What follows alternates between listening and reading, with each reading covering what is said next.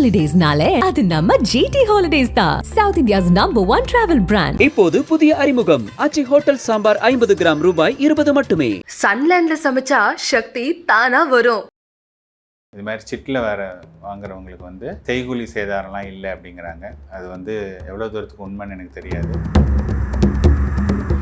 Sir அது சிட்டில் வாங்கினாங்கன்னா நம்ம எல்லா கோல்டையும் வாங்க முடியாது. இவங்க சிட்டுக்குன்னே ஒரு தனியாக ஒரு கோல்டு செக்ஷன் இருக்காங்க. அதில் மட்டும்தான் அதுக்குள்ளே தான் நம்ம சூஸ் பண்ணிக்கணும். You are considering as a investment அப்படிங்கிற ஆங்கிளில் நீங்கள் பார்த்தீங்கன்னா பிஸ்கட்டாவோ காயினோவோ வாங்கலாம். 45 மியூச்சுவல் ஃபண்ட் ஹவுஸ் இருக்குது, 4500 ஸ்கீம் இருக்குது.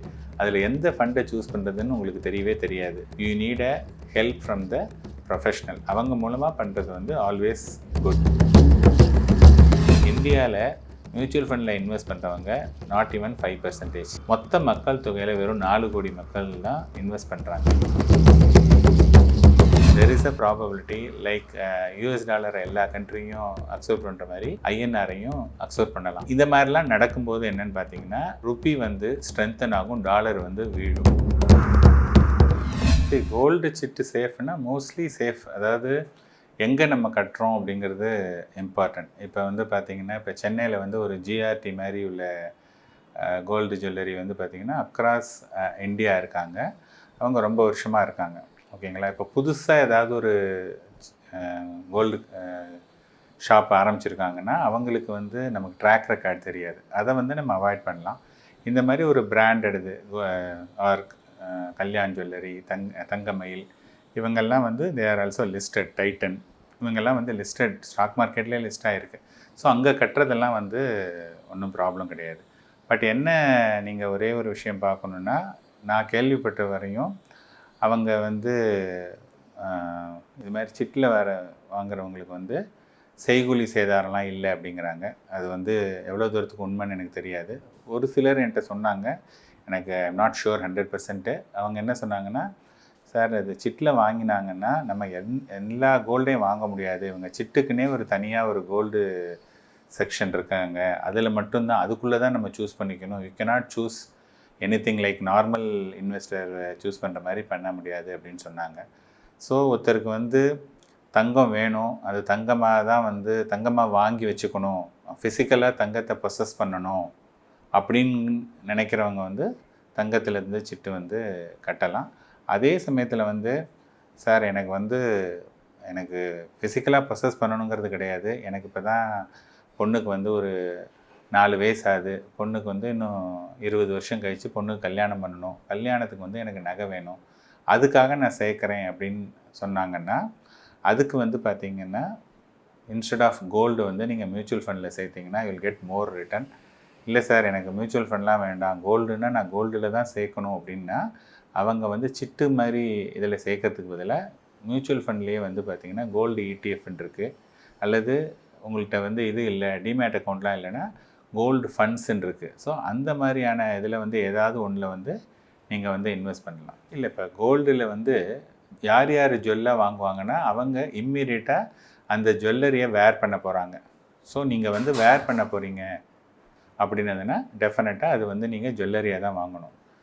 சார் எனக்கு வந்து நான் வேர் பண்ண போகிறதில்ல, கோல்டை வந்து அதேமாதிரி நீங்கள் சொல்கிற மாதிரி ஃபிசிக்கலாக இருந்ததுன்னா நான் அந்த கோல்டை பார்க்கலாம், தொட்டு பார்ப்பேன், என் கையில் இருந்ததுன்னா எனக்கு சந்தோஷம், நீங்கள் சொல்கிற மாதிரி பேப்பர் கோல்டு அல்லது ETF இருக்குங்கிறதுலலாம் எனக்கு பெருசாக உடன்பாடு இல்லை அப்படின்னு நினைக்கிறவங்க வந்து பார்த்திங்கன்னா கோல்டு காயினாவோ அல்லது பிஸ்கட்டோ வாங்கலாம். ஏன்னா இந்த கோல்டு காயின் பிஸ்கட்டில் வந்து ஏன்னா அது ஜஸ்ட் ஒரு ஃபார்முக்காக பண்ணிருக்காங்களே வழி அதில் வந்து செய்கூலி சேதாரம்லாம் வந்து ஒன்றும் இருக்காது. ரொம்ப அதை ஃபார்ம் பண்ணுறதுக்கு ரொம்ப மினிமம் சார்ஜ் தான் இது பண்ணுவாங்க. So if you are considering as a investment அப்படிங்கிற ஆங்கிளில் நீங்கள் பார்த்தீங்கன்னா பிஸ்கட்டாவோ காயினோவோ வாங்கலாம்.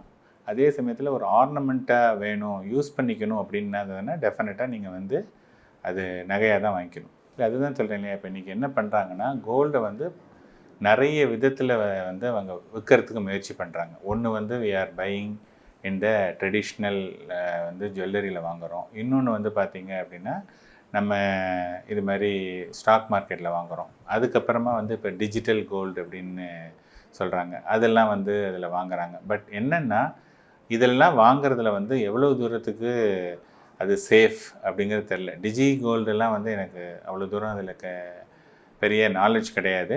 பட் அதெல்லாம் விட நீங்கள் வந்து பெஸ்ட் பார்ட் வந்து either you buy through mutual fund or ETF. அதாவது ஃபிசிக்கலாக வாங்க வேண்டாம் அப்படின்னு சொன்னதுன்னா இது வாங்குங்க.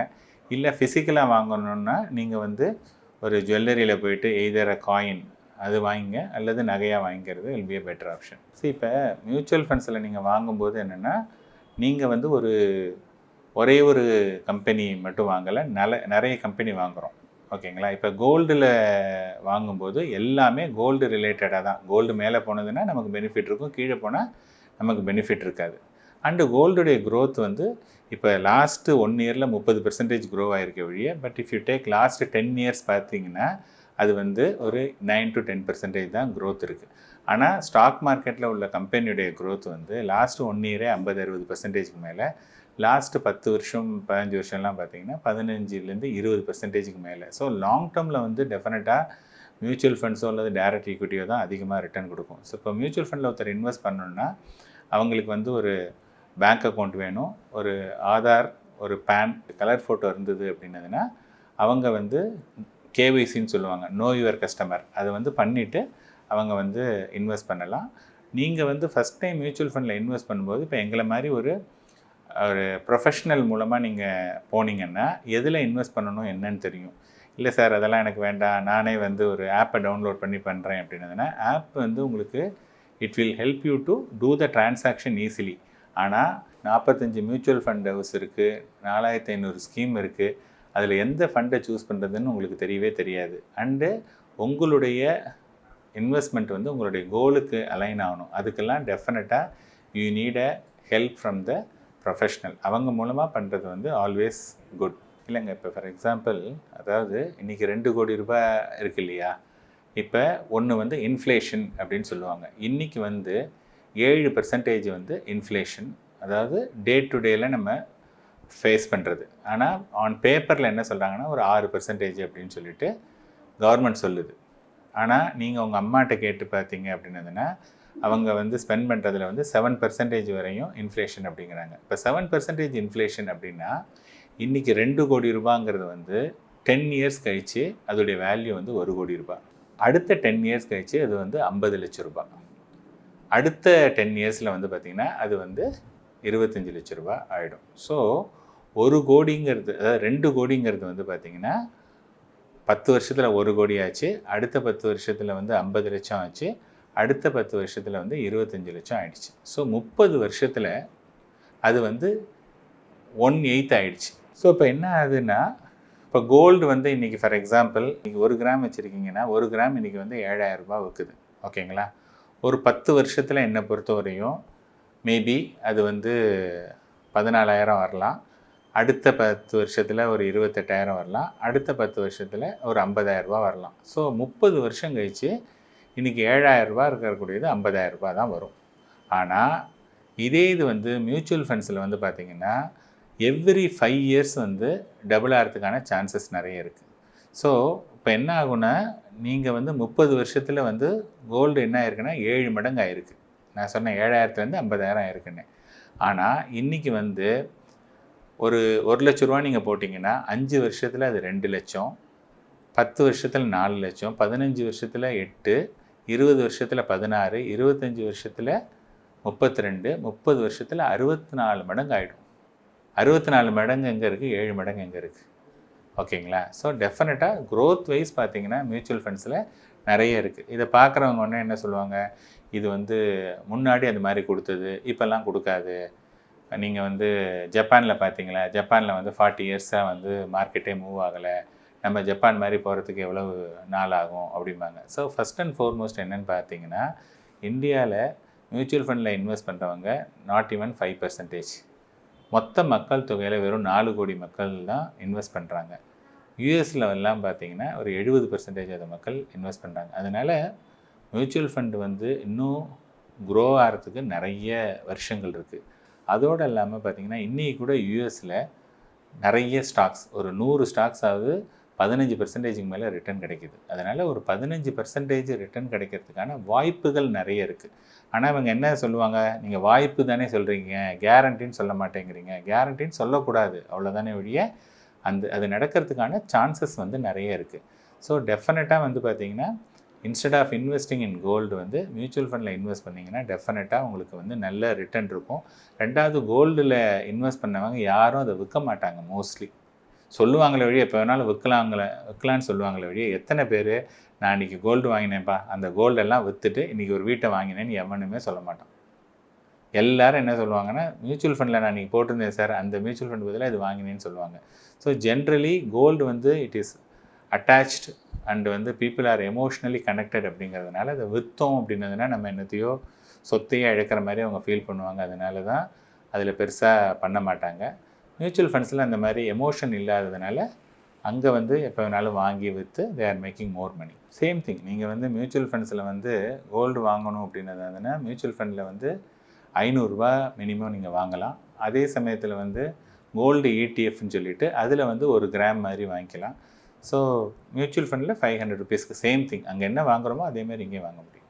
தங்கம் வந்து பார்த்திங்கன்னா தங்கத்துக்கு என்ன சொல்லுவாங்கன்னா சேஃப் ஹெவன் அப்படிம்பாங்க. எப்பப்பெல்லாம் அதாவது குளோபல் அன்சர்டனிட்டி அது இருக்கோ அப்போ வந்து தங்கத்துடைய விலை ஏறும். இப்போ வந்து பார்த்திங்கன்னா ஈரான் ஈராக் இந்த ஒரு வார், ஏற்கனவே வந்து ரஷ்யா உக்ரைன் வார் நடந்துகிட்ருக்கு, யூஎஸ் பிரசிடென்ஷியல் எலெக்ஷனில் யார் வரப்போகிறாங்கன்னு தெரியல. இந்த மாதிரி there are so many uncertainties வந்து இன்றைக்கி வந்து குளோபலில் இருக்குது. அப்போ வந்து என்ன பண்ணுறது, அதனால் வந்து என்ன ஆகுதுன்னா இன்றைக்கி வந்து கோல்டு ப்ரைஸ் ஏறுது. சரி, நீங்கள் என்ன பார்க்கணுன்னா கோல்டு ப்ரைஸ் வந்து 30% தான் ஏறி இருக்குது லாஸ்ட் 1 இயராக.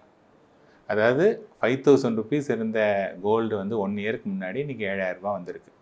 ஸோ இப்போ வந்து நம்ம என்ன சொன்னோம், அன்சர்டனிட்டிஸ் போது கோல்டு ஏறும் அப்படின்னு சொல்லியிருக்கோம். அன்சர்டனிட்டி அப்படின்னு சொன்னதாங்கன்னா அது கொஞ்ச நாள் தான் இருக்கும், சர்டனிட்டி தான் ஜாஸ்தியாக இருக்கும். நம்ம என்ன சொல்லுவோம், அப்போ இது அன்சர்டன் அப்படின்னு சொன்னதாங்கன்னா நார்மலாக இல்லாமல் ஒரு விஷயம் ரேராக நடக்கிறது. அப்படிங்கும்போது இட்ஸ் அ ஷார்ட் லிவ்டு. அதனால் கோல்டுடைய ப்ரைஸ் இப்போ சர்ஜ் ஆகிருக்கு, நோ டவுட். ஆனால் இதே மாதிரி ஏறும் அப்படின்னு நீங்கள் எதிர்பார்த்தீங்கன்னா ஏறாது. இன்னொரு விஷயம் நான் நிறைய தடவை திருப்பி சொல்கிறது என்னென்னா, we are buying gold against the US dollar. US dollar வந்து லாஸ்ட் 1 இயராக வந்து பார்த்திங்கன்னா டாலர் அகெயின்ஸ்ட் இந்தியன் ருப்பி ஒரு 83, 84 இந்த ரேஞ்சில் தான் ரொம்ப நாளாக இருந்துகிட்ருக்கு. இந்த கவர்மெண்ட் வந்து they are pushing more into a make in India, இங்கேயே எல்லாத்தையும் நம்மளே உற்பத்தி பண்ணலாம் அப்படிங்கிறதுக்காக நிறைய இம்பார்ட்டன்ஸ் கொடுக்குறாங்க. அதுக்கு நிறைய சலுகைகள்லாம் தந்துட்டுருக்காங்க. ஆல்ரெடி 25% ஆஃப் த ஐஃபோன் வந்து இந்தியாவில் தான் மேனுஃபேக்சரிங் பண்ணுறாங்க. ஸோ நிறைய விஷயங்கள் வந்து இங்கே நடந்துகிட்ருக்கு. அப்போ மோர் அண்ட் மோர் பிஸ்னஸ் எல்லாமே இங்கேயே நடக்குது, இங்கேயே நம்ம கன்சியூம் பண்ணுறோம் அப்படின்னா நம்ம ரூபா வந்து வேறு அதர் கண்ட்ரிக்கு கொடுத்து நம்ம சேஞ்ச் பண்ணணுங்கிற அவசியம் கிடையாது. அந்த மாதிரி இப்போ இன்ஃபேக்ட் வந்து பார்த்திங்கன்னா இப்போ துபாய், UAE, ஷார்ஜா இந்த இடத்துலலாம் வந்து முன்னாடி வெறும் அந்த நாட்டு கரன்சி வாங்கிப்பாங்க அல்லது US டாலர் வாங்கிப்பாங்க. இப்போ வந்து இந்தியன் ருப்பி வாங்கிக்கிறாங்க. இப்போ இந்த ரஷ்யா உக்ரைன் வாரில் நம்ம ரஷ்யாட்டேருந்து ஆயில் வாங்கும்போது US டாலர்லாம் கொடுக்கல, இந்தியன் ருப்பியை வாங்கிக்கிறாங்க. So gradually Indian rupee is gaining popularity and more countries are accepting our rupee. So இப்போ நாளைக்கு ஃப்யூச்சரில் வந்து லைக் US மாதிரி இந்தியா வந்து ஒரு சூப்பர் பவர் ஆகாதுங்கிறதுக்கு என்ன இது ஆகக்கூடாதுன்னு என்ன ஒரு இது, டெஃபினட்டாக இந்தியா வந்து சூப்பர் பவர் ஆகிறதுக்கான நிறைய சான்சஸ் இருக்குது. அப்போ வந்து there is a probability like US டாலரை எல்லா கண்ட்ரியும் அக்செப்ட் பண்ணுற மாதிரி INR-ஐயும் அக்செப்ட் பண்ணலாம். இந்த மாதிரிலாம் நடக்கும்போது என்னென்னு பார்த்தீங்கன்னா ருப்பி வந்து ஸ்ட்ரென்தன் ஆகும், டாலர் வந்து வீழும். என்னுடைய ரீடிங், நான் படித்தது, நான் கேட்டது இதிலெல்லாம் பார்த்தீங்கன்னா another 2 இயர்ஸில் வந்து இந்தியன் ருப்பி அகெயின்ஸ்ட் டாலர், ஒரு டாலருக்கு நீங்கள் 84 ரூபா இருக்கிறது வந்து 60 ரூபா வரையும் வரத்துக்கான சான்சஸ் நிறைய இருக்குது. உடனே இது மாதிரி சொன்னோன்னா நிறைய பேர் என்ன சொல்லுவாங்க, அதெல்லாம் வரவே வராது அப்படின்னு சொல்லுவாங்க. 2000ஆவது வருஷத்தில் 48 ரூபா ஒரு டாலருக்கு, 2011 வந்து பார்த்திங்கன்னா 45 ரூபா ஒரு டாலர். நடுவில் எல்லாம் பார்த்திங்கன்னா 48லேருந்து 40 அவ்வளோ ரூபாலாம் கீழே வந்தது. அதனால் நீங்கள் என்ன பார்க்கணுன்னா 48 to 40 20%. புரியுதுங்களா? நான் என்ன சொல்கிறேன், 80லேருந்து 60ங்கிறது வந்து எகைன் 25% அவ்வளோதான். அதனால் தாராளமாக வரத்துக்கான வாய்ப்புகள் நிறைய இருக்குது. அந்த மாதிரி வரும்போது ஆப்வியஸ்லி ஒரு 20% வரையும் கோல்டு வந்து கீழே விழுறதுக்கான சான்சஸ் இருக்குது. ஸோ என்னுடைய ரீடிங்கில் வந்து இன்றைக்கி 7,000 ரூபாய் இருக்கிறது வந்து இந்த அன்சர்டனிட்டி இருந்ததுன்னா மேக்ஸிமம் இந்த ரேலியில் ஒரு 7,500, 8 வரையும் போகலாம். அதுக்கு மேலெல்லாம் போகிறதுக்கான சான்சஸ் இல்லை. 10,000 சில பேர் என்ன சொன்னால், சார் 10,000 போகுதுன்னு சொல்கிறாங்களே, 10,000 போகும், எப்போ போகும்? மேபி ஒரு 5 years 6 years. ஸோ 5 years 6 yearsல 7,000லேருந்து 10,000ங்கிறது வந்து நாட் ஈவன் 50%. அது ஒரு பெரிய அமௌண்ட்டு கிடையாது. ஸோ இதுதான் என்னுடைய கோல்டை பற்றிய பார்வை. தேங்க்யூப்பா.